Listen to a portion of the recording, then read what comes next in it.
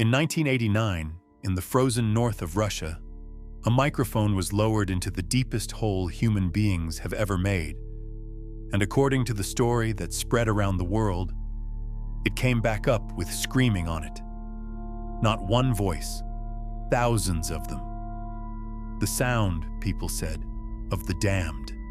That part isn't true. We'll get to why. But here is what nobody tells you. The truth about this hole is stranger than the legend that grew on top of it. The people who dug it found things down there that, by every rule they knew, should not have been possible. They drilled for 22 years, and then, almost overnight, they stopped, sealed it, welded a steel lid over the deepest wound humanity has ever cut into the planet, and walked away into the snow. To this day, no one can fully explain what they found at the bottom, or why, in all the years since, no one has ever gone back. This is the Kola Superdeep Borehole, and no one can explain it. Start at the surface with the ambition, because the ambition is almost beautiful. It is 1970, the Cold War. Above their heads, the Americans and the Soviets are racing each other to the moon, to space, to the furthest places a human can reach. But a group of Soviet scientists become obsessed with the opposite direction. Down. They want to know what the Earth is actually made of, beneath the thin skin of rock we live on.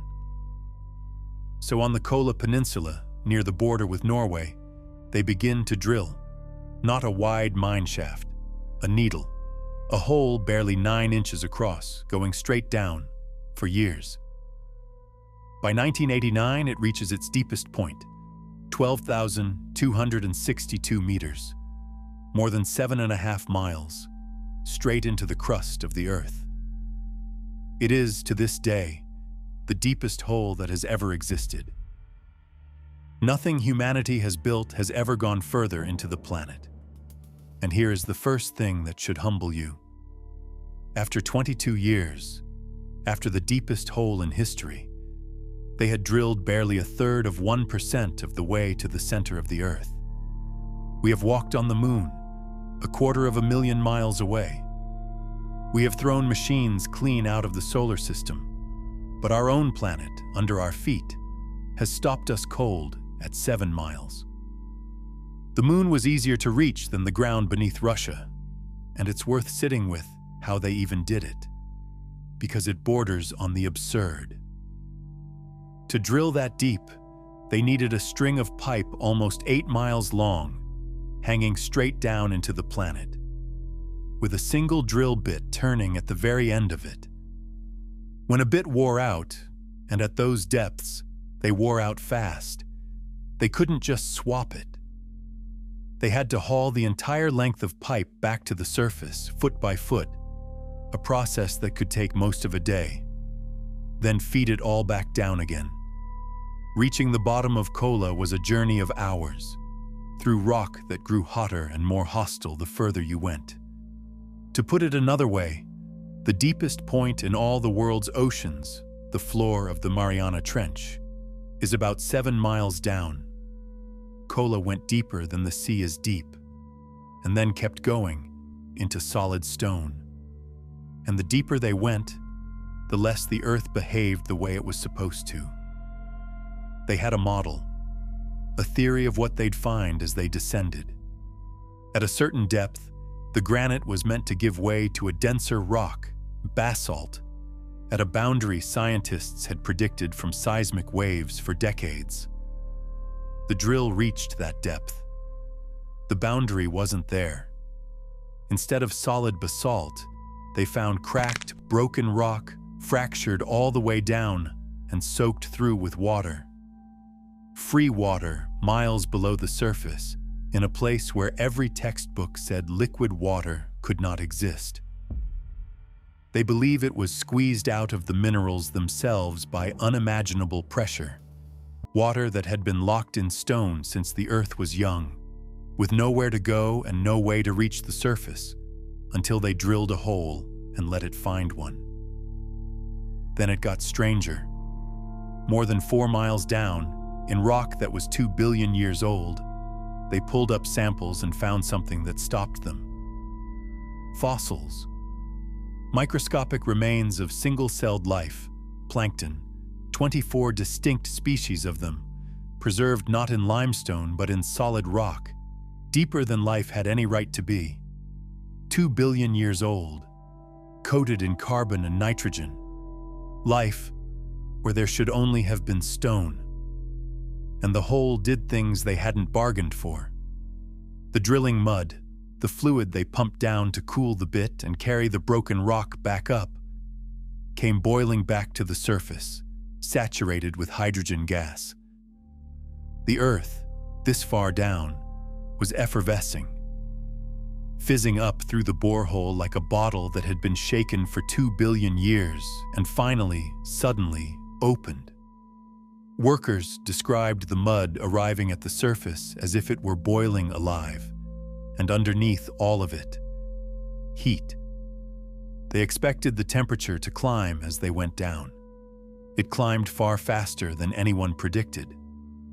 At the bottom of the hole, the rock was around 180 degrees Celsius, far hotter than the models said it should be. And at that temperature, something happened that no one had really planned for. The rock stopped behaving like rock.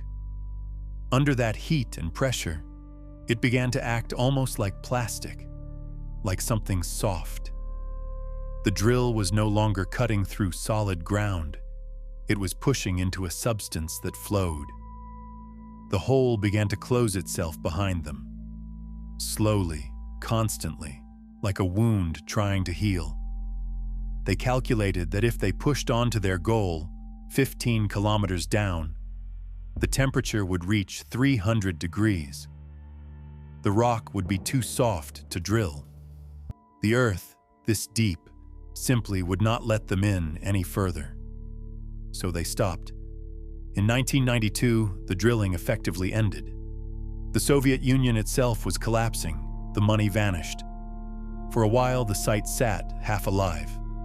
And then in 2008, it was abandoned for good. The equipment was stripped and torn down, and the hole, the deepest point on Earth, 7.5 miles of it, was capped. If you go there now, to that empty, wind-scoured place in the Arctic, there is almost nothing to see. Just a rusted metal plate, bolted and welded into the ground. A lid, small enough to stand on. If you make the trip to see it now, there is almost nothing there. No fence worth the name, no guard, no sign. Just the tundra, the wind, and a rusting steel disc bolted into the ground. The only marker of the single deepest place human hands have ever reached. People who go almost always say the same thing, that it is somehow worse for being so small. You expect a chasm. You find something you could cover with a dinner plate. Now, the screaming. You may have heard the recording.